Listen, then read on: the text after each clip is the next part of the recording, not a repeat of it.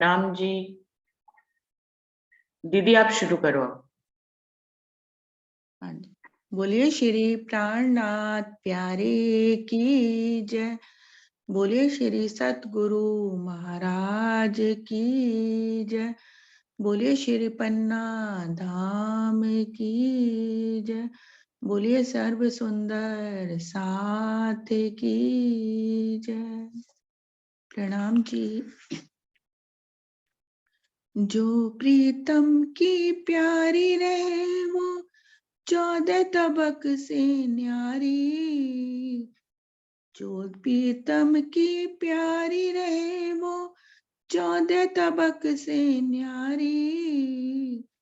एक धनी को याद रखे भूले दुनिया सारी। उसे पिया के सिवा कुछ याद नहीं। उसे पिया के सिवा कुछ याद नहीं।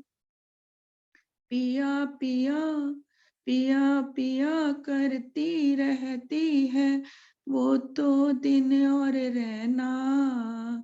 पिया का मिले दीदार तरसते रहते उसके नैना।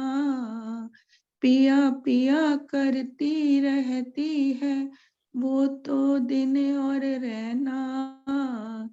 पिया का मिले दीदार तरसते रहते उसके नैना। एक झलक मिल जाए पिया की ओ,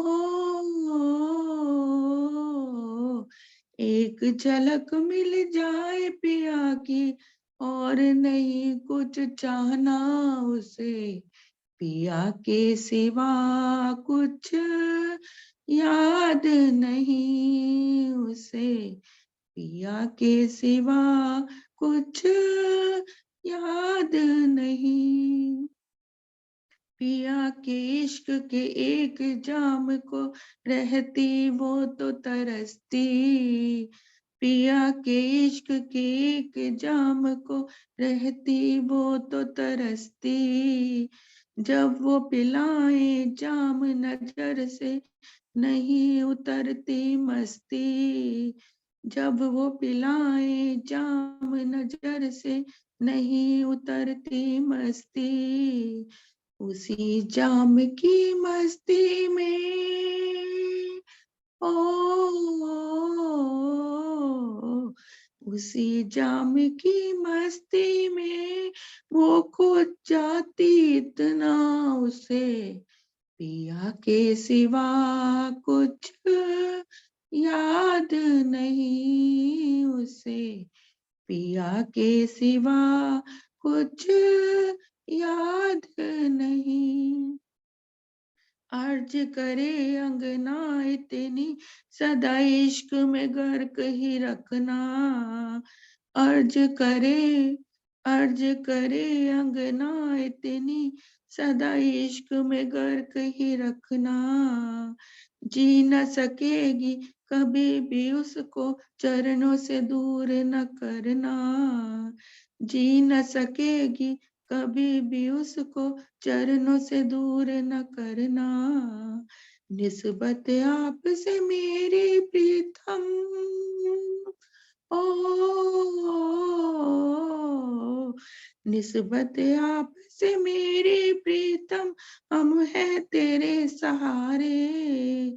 खिलवत में पिया तो उठा लो तुम ही प्राण प्यारे। उसे पिया के सिवा कुछ याद नहीं। उसे पिया के सिवा कुछ याद नहीं। जो प्रीतम की प्यारी रहे वो 14 तबक से न्यारी। एक धनी को याद रखे भूल दुनिया सारी। उसे पिया के सिवा कुछ याद नहीं। उसे पिया के सिवा कुछ याद नहीं। बोले श्री प्राणनाथ प्यारे की जय। बोले श्री सद्गुरु महाराज की जय। प्रणाम जी। धन्यवाद दीदी। शुरू करते हैं सुंदर साथ जी। प्रणाम जी, प्रणाम जी।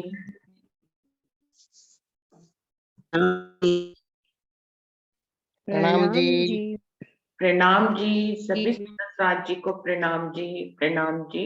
प्रणाम जी। प्रणाम प्रणाम सुंदर जी। साथ, कोट प्रणाम जी। प्रणाम जी, प्रणाम जी। प्रणाम। शुरू करते हैं सुंदर साथ जी। प्रथम लागू दोई चरण को, धनिये न छुड़ाइयो खीन। लाख तली लालेरिया, मेरे जीव के ही जीवन। इन पाँव तले पड़ी रहूं, धनी नजर खोलो बातून। पलना वालू निरखु नेत्रे, मेरे जीव के ही जीवन, मेरे जीव के ही जीवन। चर्चा प्रारंभ होत है, सुनो साथ चित दे। भजो राज श्यामा श्री प्राणनाथ, सखी जीवन हमारोए। श्री महामति कहे साथ जी, भया चर्चा का वक़्त। अब तुम सुनियो चित दे, लाल आगे आए बैठे इन तखत। लाल आगे आए बैठे इन तखत। बोलिए श्री प्राणनाथ प्यारे की जय। बोलिए श्री सद्गुरु महाराज की जय।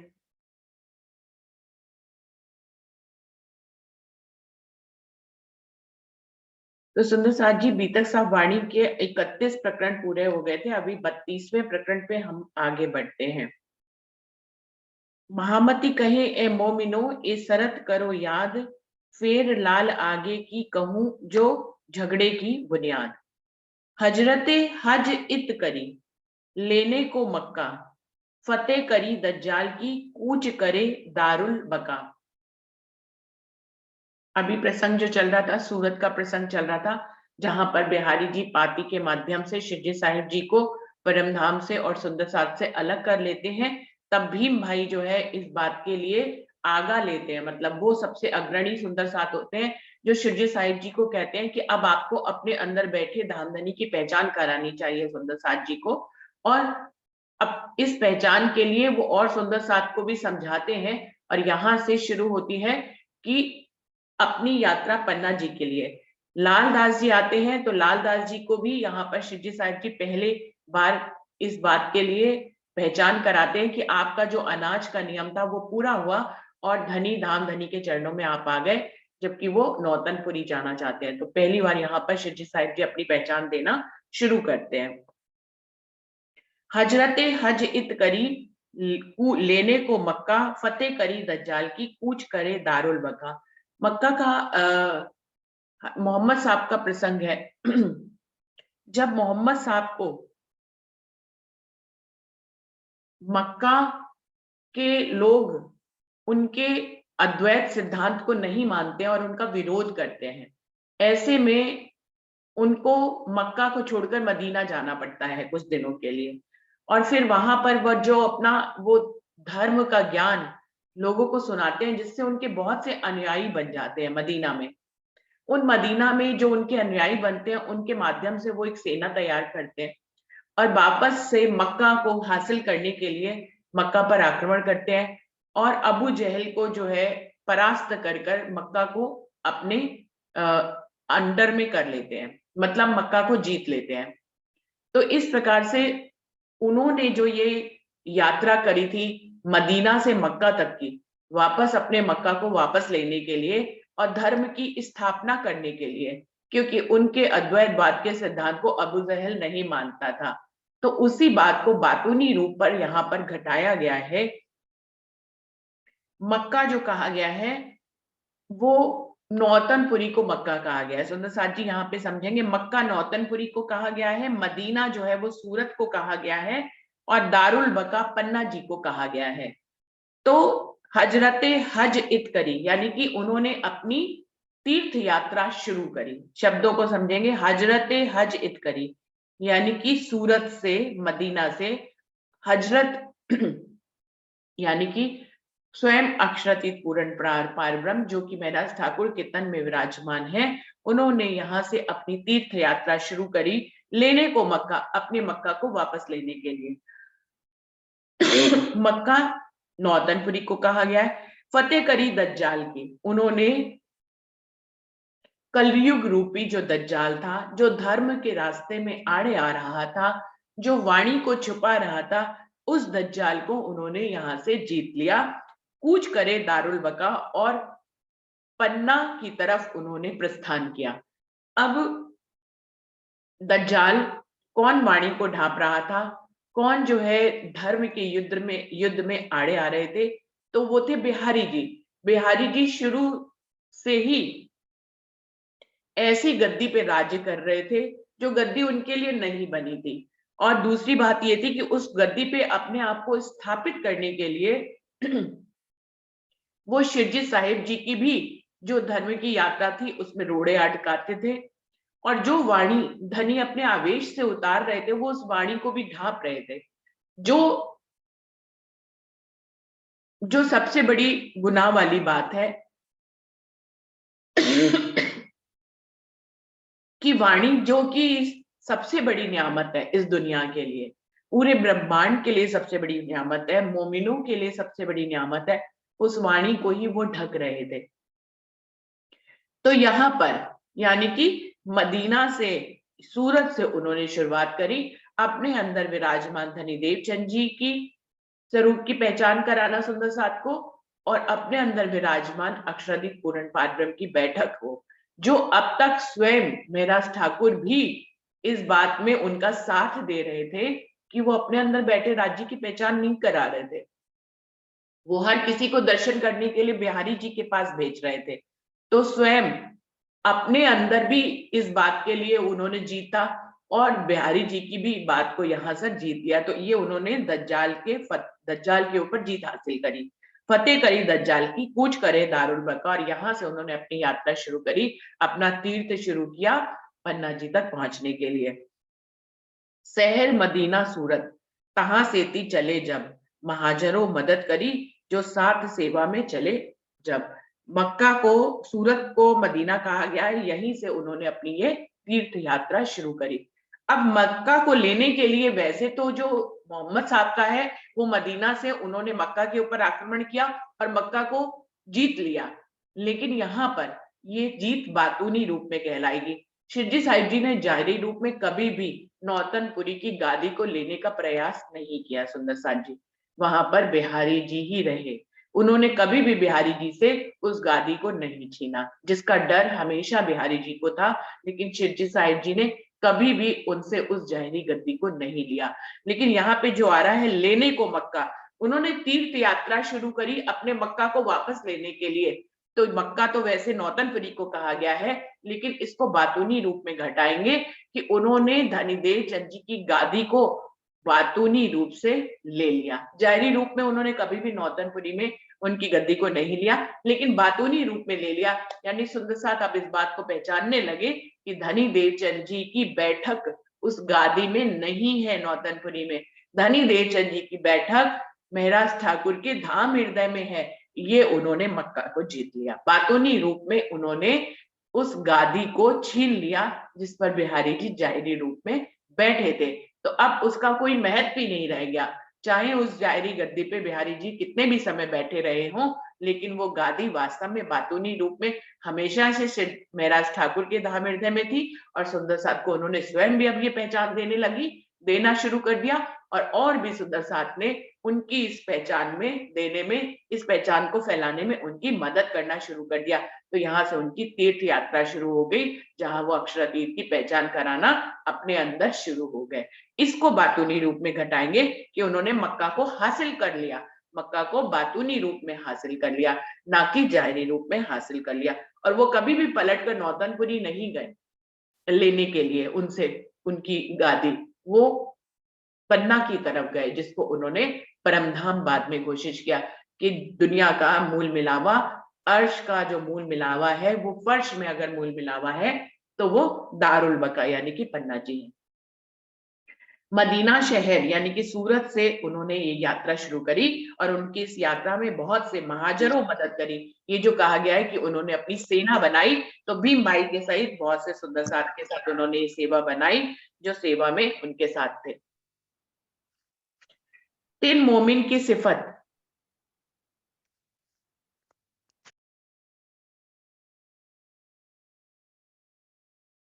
महाजरों मदद करी, महाजरों कहा जा रहा है सुंदर साथ को, जो सुंदर साथ उनकी इस तीर्थ यात्रा में उनके साथ शामिल हुए, उनको यहाँ पर महाजर कहा जा रहा है। जो साथ सेवा में चले सब, ये सुंदर साथ जिन्होंने अपना परिवार छोड़कर या अपने परिवार के साथ दोनों ही स्थितियों में शिरडी साहिब जी का साथ दिया। 3 मोमिन की सिफत पहुंची बका में जब, कुरान हदीसों में कही सबो ऊपर सिफत अब। इन मोमिनों की सिफत जो शिरडी साहिब जी की इस यात्रा में उनके साथ शामिल है, जिन्होंने उनकी इस यात्रा को स्वयं की यात्रा बना लिया, उन मोमिनों की सिफत वो कह रहे हैं परमधाम में उनकी महिमा पहले से ही पहुंच गई है, उनकी सिफत को शब्दों में बयान नहीं किया जा सकता। कुरान हदीसों में कही सबो ऊपर सिफत अब। कुरान और हदीसों में भी ऐसे मोमिनों की जो फना हो जाते हैं अपने धनी के ऊपर, जाहिरी रूप में भी बातूनी रूप में भी, उनकी सिफत कुरान हदीसों में पहले से ही लिखी हुई है। सो लिखी लोमोफूज में कहत अल्लाह कलाम, 11 से बरस आगू ही सब पड़े खलकाम। लोमोफूज कहते हैं कि लोहे की तख्ती पर किसी बात को लिख देना कि फिर कभी वो मिट ही ना पाए, इसी को कहा है कि लिखी लोमोफूज में कहत अल्लाह कलाम। ये स्वयं अल्लाह के कलाम है, जहां पर लिखा है कि 1100 साल जहां पर पहले से ही लिख दिया था, 1100 वर्ष पहले से उसको सब लोग पढ़ते आ रहे हैं, सुनते आ रहे हैं, समझते आ रहे हैं। श्री धनी देवचंद जी लाए किल्ली अल्लाह कलाम, शिर जी आप जाहिर करी दिया मोमिनों को ताम। धनी देवचंद जी परमधाम से तारतम ज्ञान की कुंजी लेकर आए और शिवजी साहिब जी ने उस किल्ली को आ गए सबके बीच में जाहिर किया और मोमिनों को उनकी खुराक दी। परमधाम का ज्ञान देकर ही उनको परमधाम के मोमिनों को उनकी खुराक मिली।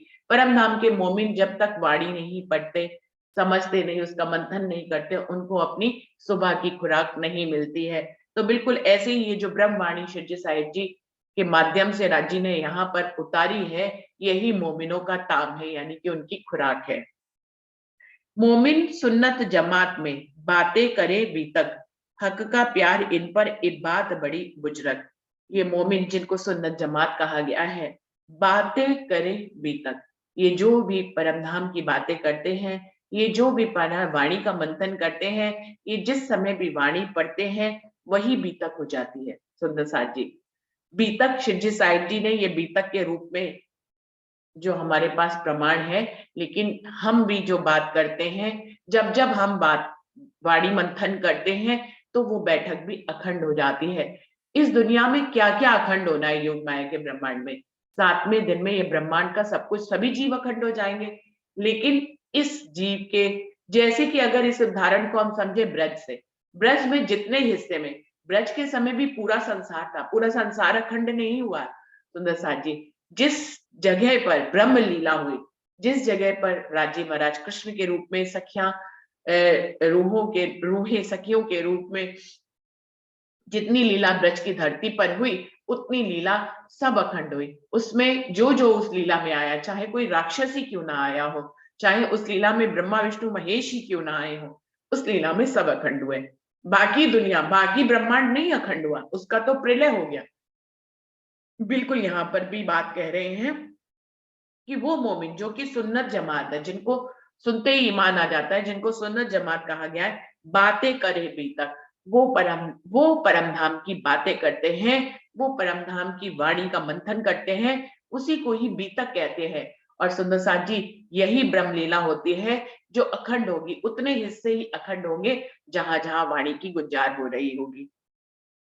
हक का प्यार इन पर एक बात बड़ी बुजरक, ये धनी का प्यार इन पर है जो ये वाणी मंथन करते हैं, जो ये बीतक की बातें करते हैं, अपनी आप बीती की बातें करते हैं, ब्रजरास का सिमरन करते हैं और हक की लीलाओं के 7 दिनों की 6 दिनों की बात यहाँ पर करते हैं, उसी को ही बीतक कहते हैं। और हक का प्यार इन पर धनी का प्यार है। ये बात बड़ी बुजरक, ये बहुत ही बुजरक बात है।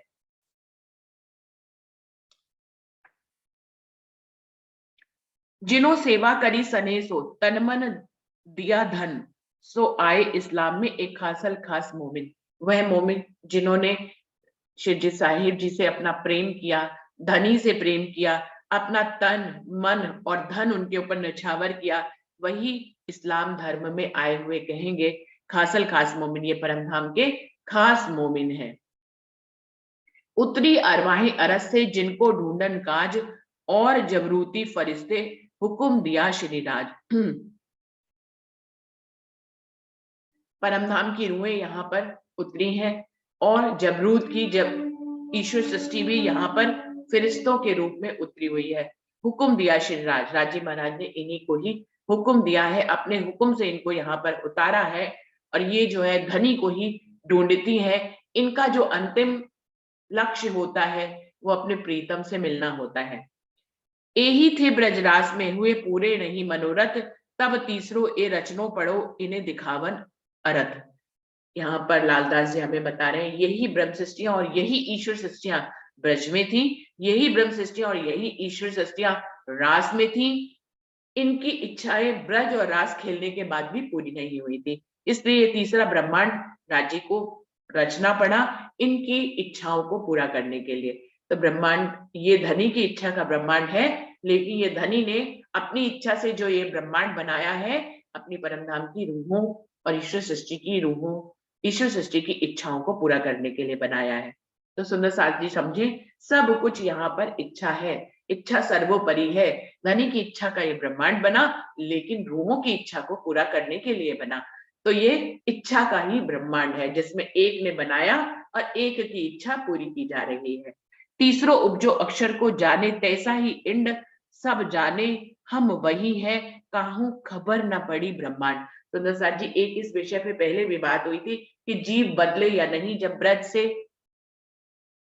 रास में गए तो यहाँ महाप्रलय हुआ और फिर उसके बाद जो ब्रह्मांड बना उसमें जीव नए आए कि वही पुराने जीव थे जिनको खबर नहीं हुई। यहाँ पर हम लोगों ने उस समय भी सब हम नहीं पढ़ रहे थे, हम वाणी पढ़ रहे थे, लेकिन यहाँ पर उन्होंने इस बात को एकदम क्लियर कर दिया है। तीसरो उपजो अक्षर को जाने तैसा ही इंड, अक्षर ब्रह्म ने ही अपना ब्रह्मांड बनाया। तीसरा जाने तैसा ही इंड, समझ में तो यही आया कि ये वही का वही ब्रह्मांड चल रहा है। किसी को पता नहीं लगा कि बीच में महाप्रलय हुई, सखियां रास में चली गई और बाकी ब्रह्मांड का प्रलय हो गया। और फिर वहीं से ही 11 साल 52 दिन पे प्रलय हुआ और 11 साल 53वें दिन से ही ब्रह्मांड की शुरुआत कर दी गई। वो नए ब्रह्मांड का पहला दिन था, लेकिन दुनिया यही समझ रही है, कृष्ण की आयु को उसी तरह से घटा रही है, तो 11 साल 53वां दिन ही समझती है।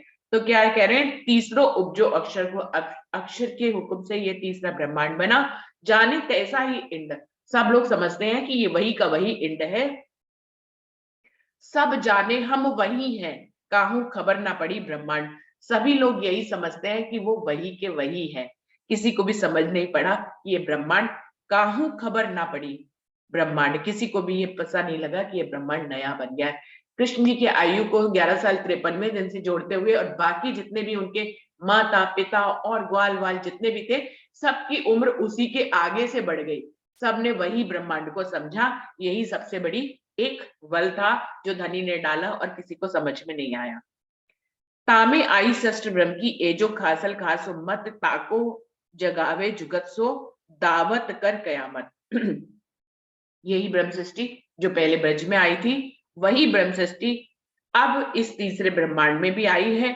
इनको खासल खास मोमिन कहा गया है। इनको धनी अपने बड़े जुगत से जगा रहे हैं, दावत कर कयामत, कयामत की दावत देकर इनको जगा रहे हैं। कयामत की दावत देने से क्या मतलब है? कयामत की दावत तो सुंदरसाद जी ब्रह्मवाणी आने से ही हो गई। ब्रह्मवाणी आई तभी लोगों को कायमी का मतलब समझ में आया, मुक्त होने का मतलब समझ में आया। इस वाणी के आए बिना कोई भी मुक्ति नहीं हो सकता था, क्योंकि अक्षरातीत पूर्ण पारब्रह्म का ज्ञान ही इस दुनिया में अगर नहीं आए तो कोई अखंड कैसे हो सकता था। अभी तक जितने भी ज्ञान थे वो वेद उसमें सर्वोपरि थे, जो विष्णु के मुख से सॉरी ब्रह्मा जी के 4 मुख से उद्धृत होते थे, जिसको सर्वोपरि ज्ञान माना जाता था। उससे भी कोई मुक्ति नहीं मिलती थी, उससे भी जो मुक्ति मिलती थी तो वो वहीं की जहां से ये वेद उच्चरित हो रहे हैं वहीं तक की मुक्ति मिलती थी, यानी वैकुंठ में ही 4 प्रकार की मुक्ति मिलती थी। लेकिन आवागमन के चक्कर में फिर जीव को आना पड़ता था। तो ये कयामत का जो कह रहे हैं दावत कर कयामत, ये जो कयामत की दावत है वो ब्रह्मवाणी के आने से ही हुई है। सकुंडल सकुमार को चले जगावन काज, श्री मुख श्रीदेव चंद जी कहीं बुलाए ले आओ श्री महाराज। जिनको जिम्मेदारी दी थी महाराज ठाकुर को कि सकुंडल और सकुमार को जगाना है, ये दोनों रूहें जब जागृत हो जाएंगी तो खेल खत्म हो जाएगा। धनी देवचंद जी की इस आज्ञा को पूरा करने के लिए यहाँ से अपनी शुरुआत कर देते हैं। कहाँ से? सूरत से, मक्का से, मदीना से, सॉरी मदीना से। कुली कलिंगा दज्जाल सो अंग जंग करो आए जाए तुम, देह बुद्ध छुड़ाए के ले आओ बुद्ध आत्म। कलयुग रूपी दज्जाल को यहाँ पर मारेंगे शिरजी साहिब जी। कैसे कलयुग रूपी दज्जाल को ज्ञान रूपी तलवार से मारना पड़ता है। और ये दज्जाल उस समय से नहीं, ये दज्जाल हमेशा काम करता है। हमारे अंदर भी हमारा मन रूपी अबलीस हमें भटकाता है, हमारे अंदर गलत विचार उत्पन्न करता है, हमारे अंदर ईर्ष्या देश उत्पन्न करता है, और हम अपनी ज्ञान रूपी यानी कि अपनी इलम जो हमें धनी ने दे रखा है, इसके माध्यम से हमारे दिल में जो इलम है, हमारे अंदर जो जागृत बुद्ध और निज बुद्ध डाली है धनी ने, उससे हम अपने अंदर बैठे अबलीस की भी से भी युद्ध करते हैं और उससे जीतते हैं। और ऐसा अगर नहीं कर पाते तो हम हार जाते हैं। और ये ऐसा ही युद्ध हमें जाहिरी रूप में बाहर भी करना पड़ता है। तो दज्जाल के साथ युद्ध बाहर भी करना पड़ता है और अंदर भी करना पड़ता है। ये दोनों ही प्रसंग हमारे साथ जीवन भर चलते हैं। कुली कलिंगा दज्जाल सो जंग करो जाए तुम। धनी देवचंद जी ने ही उनको ये हुक्म दिया था कि कलयुग रूपी दज्जाल को तुम अपनी ज्ञान रूपी तलवार से युद्ध करके जीतना। देह बुद्ध छुड़ाए के ले आओ बुद्ध जागृत। सबके अंदर जो है बुद्धि जो है वो देह की बुद्धि है, लेकिन आप इस तारतम वाणी से ये जो दुनिया में जागृत बुद्धि आई है, ये जो किल्ली आई है धनी देवचंद जी लेकर आए हैं, इस जागृत बुद्धि के माध्यम से ही हमें हमारी देह की बुद्धि छूट सकती है। वरना पूरी दुनिया में सिर्फ देह बुद्धि ही काम कर रही है, जागृत बुद्धि ही देह बुद्धि को छुड़ा सकती है और कोई उपाय नहीं है। बड़ी चीज ही छोटी चीज को हटा सकती है, कोई भी छोटी चीज बड़ी चीज को नहीं हटा सकती। तो जागृत बुद्ध जो है देह बुद्धि को हटा सकती है। धर्म विरोध धरा मिले, करता कोली दज्जाल, ताको मारो से ताब सो जो होवे सब खुशाल।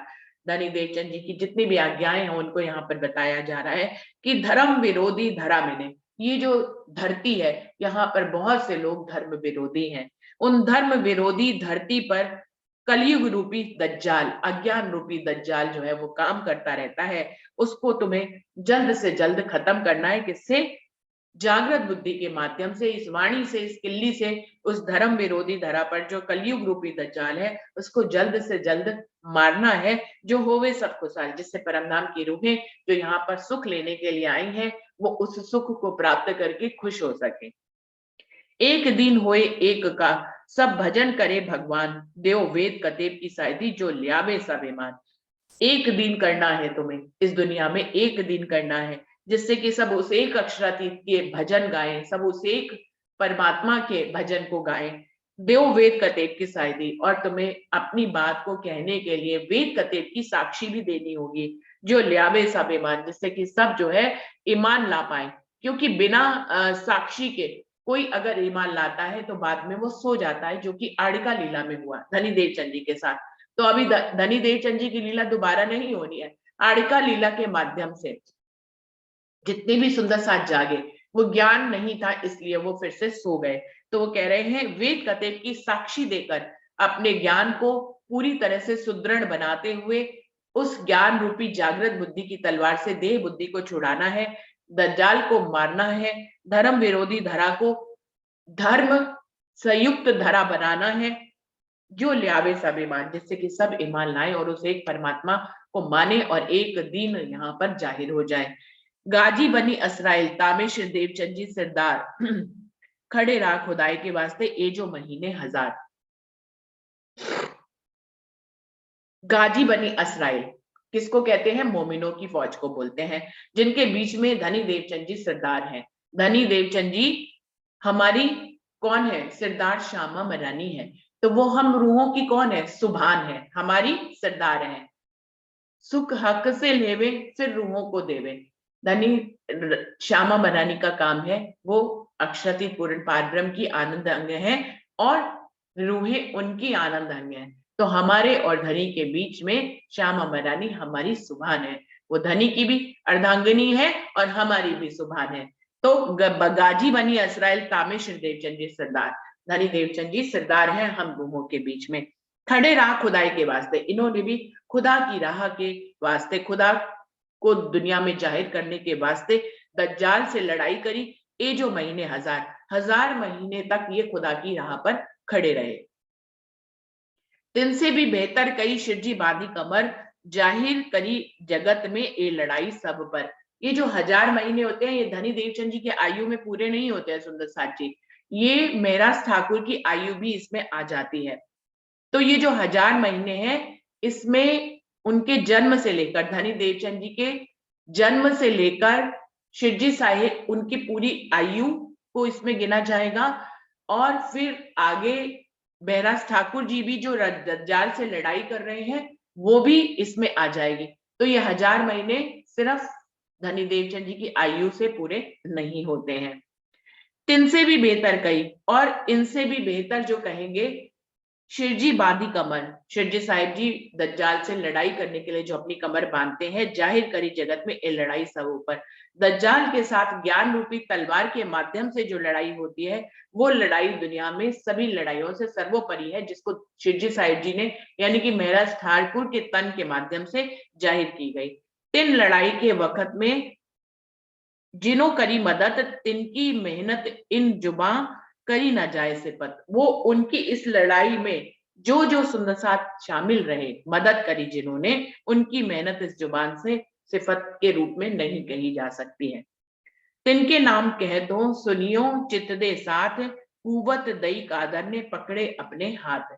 जिन लालदास जी कह रहे हैं, मैं उन सुंदर साथ के नाम आपको बताता हूं, आप चित देकर सुनना। कुवत दई कादर ने पकड़े अपने हाथ। इस लड़ाई में वही सुंदर साथ शामिल हो सकते हैं, आगे बढ़ चढ़ के उन्हीं को ही इससे लड़ाई करने की जो सामर्थ्य दे रखी है, वो उन सुंदर साथ जो कि जिनका धनी ने स्वयं अपना हाथ पकड़ा है। तो जो धर्म की राह पर आगे बढ़ते हैं, जो दज्जाल से लड़ाई करते हैं, जो वाणी मंथन करते हैं, उनको ये जो सिफत धनी ने दे रखी है, ये जो इतनी काबिलियत दे रखी है, ये कह रहे हैं कुबत दई कादर ने, कि धनी ने स्वयं उनको ऐसी महिमा दे रखी है, ऐसी काबिलियत दे रखी है, पकड़े अपने हाथ। उन्हीं के ही हाथ धनी ने खुद पकड़ रखे हैं। तो जिनके धनी ने हाथ पकड़े हों, उनके अंदर स्वयं ही काबिलियत आ जाती है।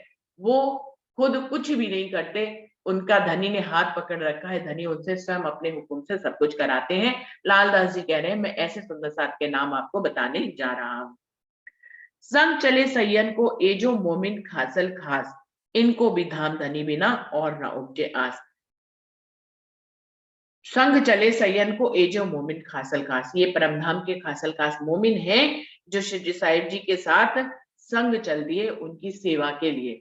वो सबसे खासल खास है, जिन्होंने अपना तन मन धन कुर्बान कर दिया, अपना परिवार कुर्बान कर दिया, अपनी पूरी आयु और अपना इस 5 तत्व का तन, जिसकी जितनी आयु होती है, वो सब उन्होंने उनके ऊपर कुर्बान कर दिया। संग चले सेवन को और धनी की सेवा में आगे बढ़ गए।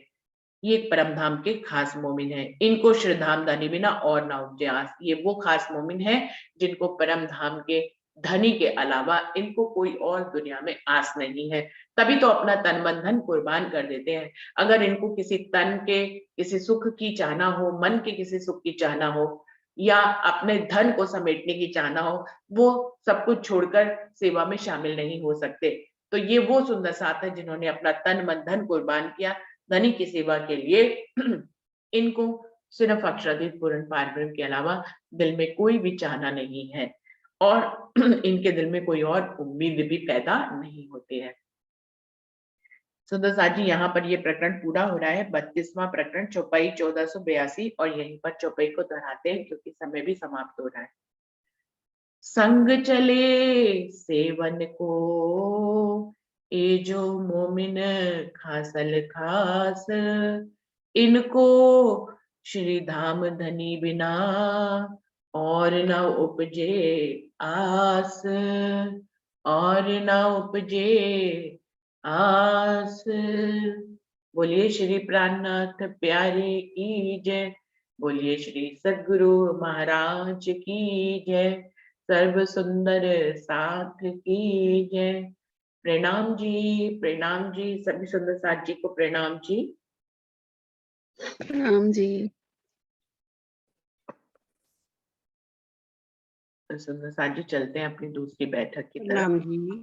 प्रणाम जी, प्रणाम जी।